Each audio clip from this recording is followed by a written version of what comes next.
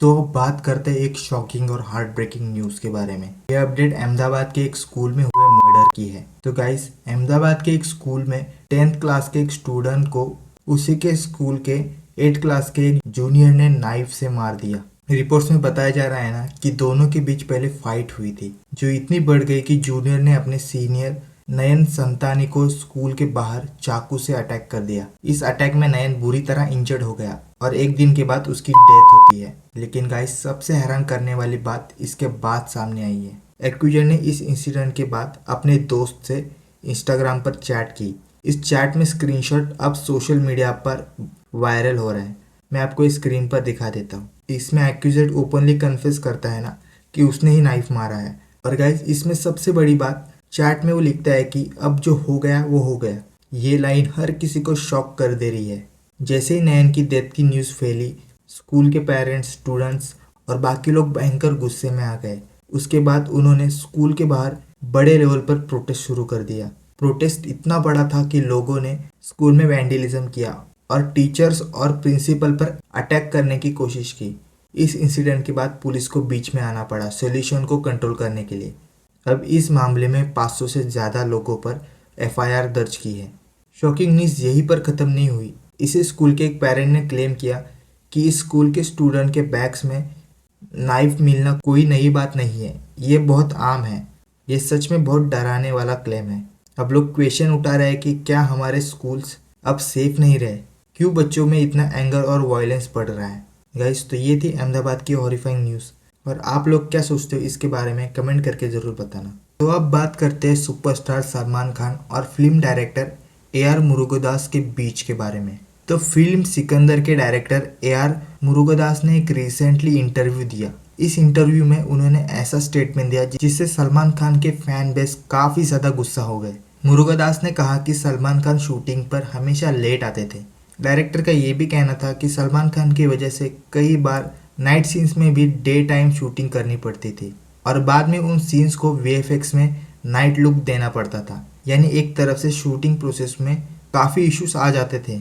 इस इंटरव्यू के बाद ऑब्वियसली सलमान खान के फैंस पूरी तरह से ट्रिगर्ड हो गए। उन्होंने डायरेक्टर AR मुरुगदास को हर जगह से टारगेट करना शुरू किया।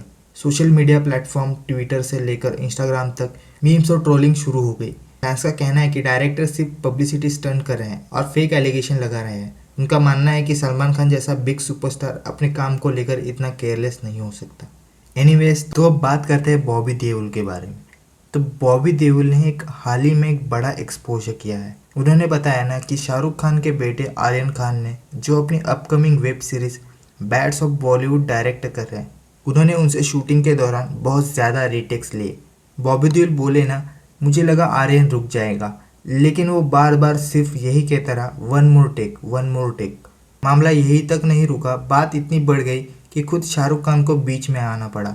बॉबी ने बताया कि एक रात शाहरुख खान ने पर्सनली उन्हें फ़ोन किया और कहा, प्लीज़ सेट पर वापस आ जाओ। आर्यन अभी भी रीटेक्स की डिमांड कर रहा है। अभी से बात तो साफ है, आर्यन खान को अपने काम को लेकर सुपर सीरियस है, चाहे सामने एक सीनियर एक्टर क्यों ना हो। तो अब बात करते हैं जन्नत जुबैर और उसकी क्लोज फ्रेंड अपूर्वा मुखीजा के बारे में। तो क्या जन्नत जुबैर ने अपने ही फ्रेंड को अनफॉलो कर दिया?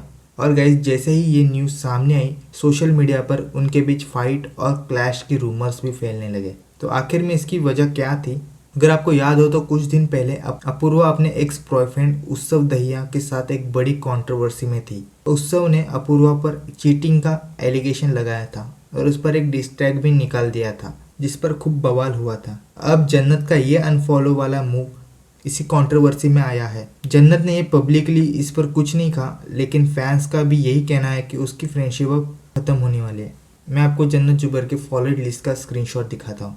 तो गाइस, आप क्या सोचते हो इस पर कमेंट करके ज़रूर बताना। तो अब बात करते हैं राजकोट के एक फेमस सोशल मीडिया इन्फ्लुएंसर के सुसाइड अटेम्प्ट के बारे में। गाइस, राजकोट में एक बहुत ही फेमस सोशल मीडिया इन्फ्लुएंसर ने सुसाइड अटेम्प्ट किया है। रिपोर्ट्स के मुताबिक उसने पॉइजन खा लिया था। ऐसे अगर आप इसका रीज़न जानते हो तो आपको भी शायद गुस्सा आएगा। इस इन्फ्लुएंसर का हाल ही में एक लड़के के साथ ब्रेकअप हुआ था। ब्रेकअप के बाद वो लड़का उसे लगातार हैरेस कर रहा था और टॉर्चर भी कर रहा था। इस मेंटल हरासमेंट में परेशान होकर उसने डेंजरस स्टेप्स उठाए। लेकिन गुड न्यूज़ ये थी कि उसे तुरंत हॉस्पिटल में ले जाया गया और अब उसकी कंडीशन खतरे से बाहर है।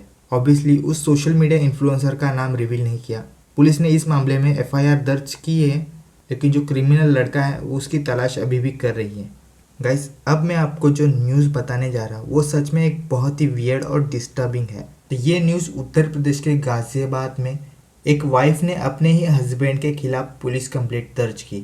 उसका आरोप है ना कि उसका पति उसे ज़बरदस्ती नोरा फतेही जैसा दिखने को मजबूर करता था। पति का ऑब्जर्वेशन इतना एक्सट्रीम हो गया था कि वो अपनी वाइफ पर नोरा जैसा फिगर बनाने का प्रेशर डालता था। इसके लिए वो रोज़ उसे 3 घंटे वर्कआउट करने को मजबूर करता था। उसकी वाइफ का और भी कहना है ना कि जब वो वर्कआउट नहीं करती तो तब उसका हस्बैंड उसे खाना तक नहीं देता था। उसकी वाइफ ने अपने हस्बैंड और ससुराल वालों पर ट्रॉरी हैरेसमेंट और डोमेस्टिक वायलेंस का भी ये आरोप लगाया है। अब इसके बाद गाजियाबाद पुलिस ने तुरंत एक्शन लिया और उस औरत के हस्बैंड और ससुराल वालों के खिलाफ एफआईआर दर्ज की और इन्वेस्टिगेशन जारी है।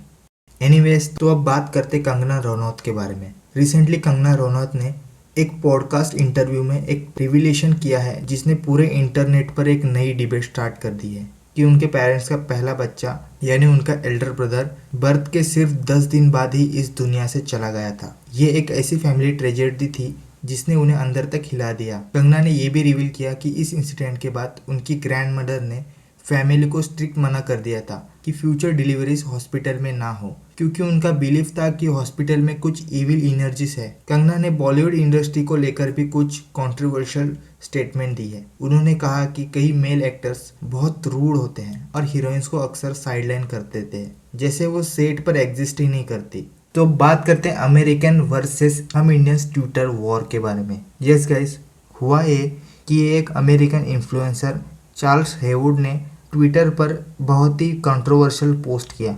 उसने लिखा कि 1.5 बिलियन लोगों के देश यानी इंडिया, और इंडिया में मॉडर्न ज़माने के कोई भी बड़ी अचीवमेंट नहीं हुई है।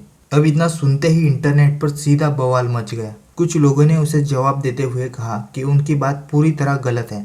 लोगों ने लिस्ट शेयर की, जैसे गूगल के सीईओ सुंदर पिचाई और माइक्रोसॉफ्ट के सीईओ, जो साबित करते कि इंडियंस ही हर फील्ड में लीड कर रहे हैं। कुछ ने मॉक किया और कुछ मीम्स बनाने लगे कि जैसे टेक प्लेटफॉर्म पर वो लिख रहे हैं उसके सीईओ भी एक इंडियन ही है। शायद उसे हम इंडियंस की तरफ से जवाब मिल ही गया होगा कि इंडिया ने क्या अचीवमेंट की है। तो अब बात करते हैं कुछ इंटरनेशनल न्यूज़ के बारे में, जो कि है एक क्रिप्टो वर्ल्ड के बारे में। गाइस, हुआ ये कि फेमस रैपर और फैशन आइकॉन कान्ये वेस्ट, जो आप सभी जानते हैं कि किस नाम से फेमस है, उन्होंने सोशल मीडिया अकाउंट पर मतलब एक्स पर एक नया क्रिप्टो कॉइन लॉन्च करने का अनाउंसमेंट किया। कॉइन का नाम YZY कॉइन।